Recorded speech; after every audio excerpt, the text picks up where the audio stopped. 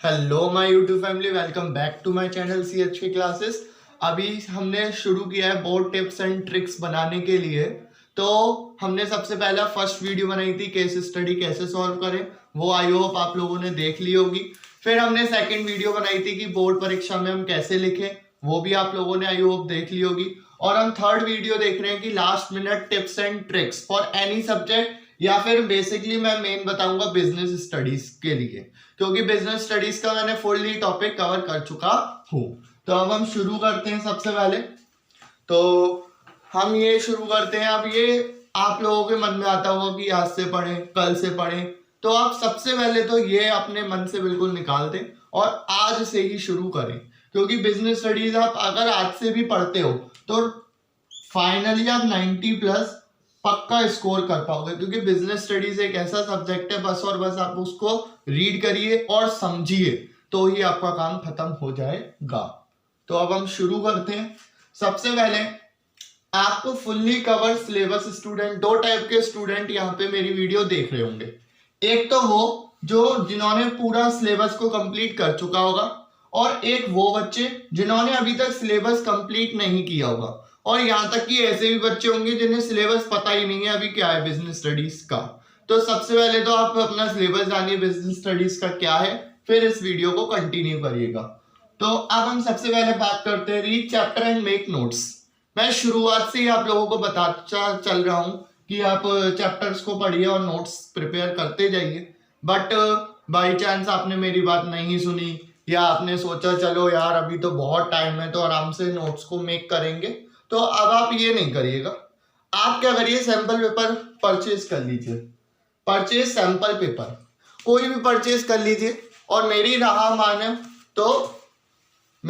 आप लोग मानो तो अरिहंत लीजिएगा, तो अरिहंत का बेस्ट रहता है, ठीक है ना। तो इसमें आपको क्या फायदा मिल जाता है, चैप्टर्स भी होते हैं और उसकी समरी भी लिखी होती है। जो काम आपको पहले करना था वो अब से आप शुरू कर लीजिए, ठीक है ना।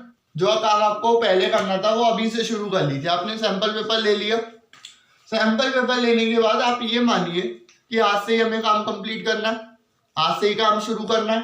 टोटल बिजनेस स्टडीज में 12 चैप्टर्स हैं।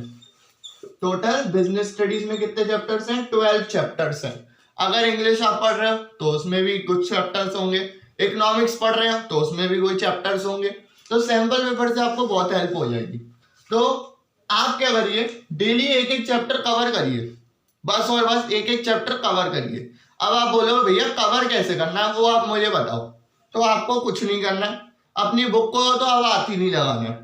बुक को अब रहने दीजिए, अब सैंपल पेपर के ही आंसर हो जाएगी, सिर्फ और सिर्फ आप पे 1 मंथ है पेपर के लिए, ठीक है ना। तो अब हम शुरू करते हैं। सबसे पहले जैसे आपने स्टाफिंग चैप्टर ले लिया, तो स्टाफिंग की जितनी भी समरी है आप पढ़ते जाइए पढ़ते जाइए पढ़ते जाइए, और जो भी मोस्ट इंपॉर्टेंट लगे उसमें अंडरलाइन करते दीजिए। जैसे ट्रेनिंग है तो ट्रेनिंग के जो भी उसमें अंडरलाइन कर दीजिए, जिससे कि आप जब लास्ट में पेपर देने जाएंगे तो वही आप रीड करते हुए चलेंगे। अब मान के चलते आपने पूरा चैप्टर रीड कर लिया, फिर आप शुरू करिए उसके क्वेश्चंस लगाना। लाइन बाय लाइन क्वेश्चंस लगाना शुरू करिए। Very short question answer, short question answer, long question answer और केस स्टडी।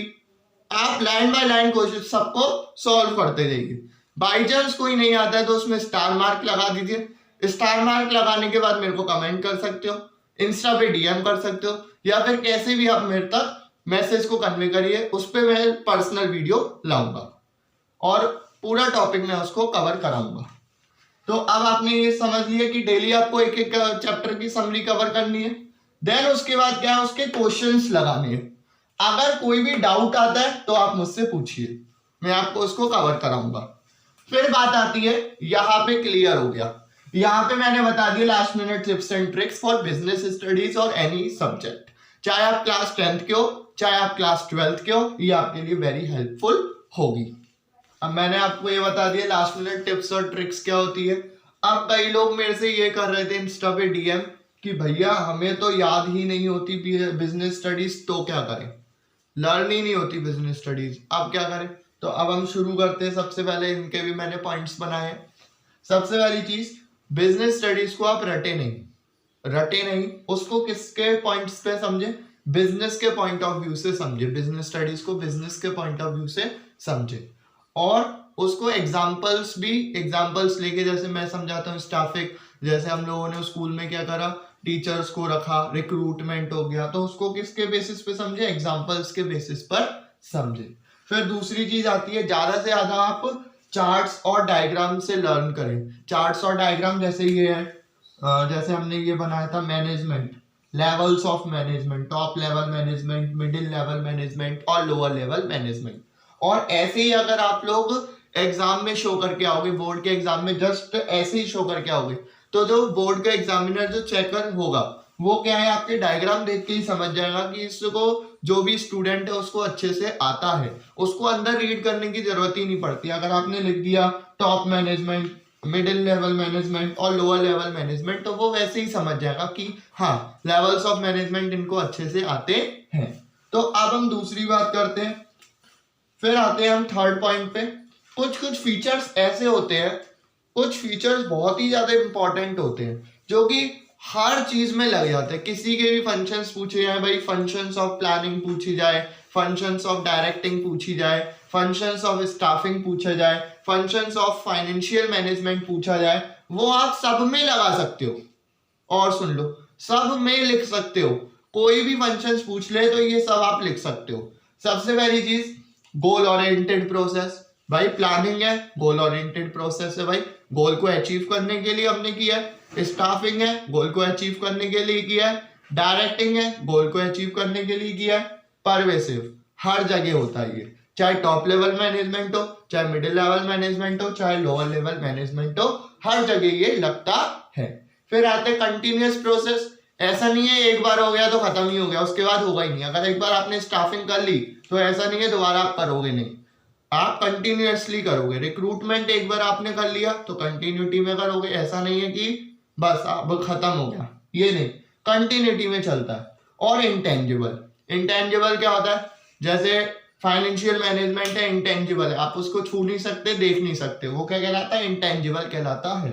और भी काफी सारे पॉइंट्स होते हैं, जैसे ऑप्टिमम यूटिलाइजेशन ऑफ रिसोर्सेज। ये पॉइंट बहुत मोस्ट इंपॉर्टेंट मैंने कह दी, आपको लिखा हुआ आ गया, explain the functions of financial management. अब आपको समझ ही नहीं आ रहा, तो अगर आप ये सारे पॉइंट्स भी लिखे आओगे और एक्सप्लेन कर दोगे तो आपका आधे से ज्यादा काम खत्म हो जाएगा, फुल नंबर आएंगे इसमें। फिर हम आते हैं आगे, एक मोस्ट इंपॉर्टेंट टॉपिक रहता है कि भैया हमारा 17 मार्च को इकोनॉमिक्स का पेपर है और 25 मार्च को बिजनेस स्टडीज का पेपर है। इसके गैप में क्या करें? इसके गैप में आप क्या करिए, जो भी मैंने आपको सैंपल पेपर आपने कोई भी लिया हो, जिससे आपने रीड किया, उसकी समरी आपने अंडरलाइन की होगी, उसको आप फिर से उसी को रीड करिए, पूरे चैप्टर्स को, और जो भी डाउटेबल क्वेश्चंस थे उसको बार बार सॉल्व करिए। और हमारी सीरीज आएगी बिजनेस स्टडीज के, बहुत सारे मोस्ट इंपॉर्टेंट क्वेश्चंस लाऊंगा, तो आप प्लीज मेरे चैनल को सब्सक्राइब कीजिएगा और बेल आइकन को प्रेस करिएगा, जिससे कि आपको नोटिफिकेशन मिलती रहेगी। Thanks for watching, please subscribe my channel. थोड़ी भी आपको मेहनत पसंद आई हो तो अब आपको पता है आगे क्या करना है।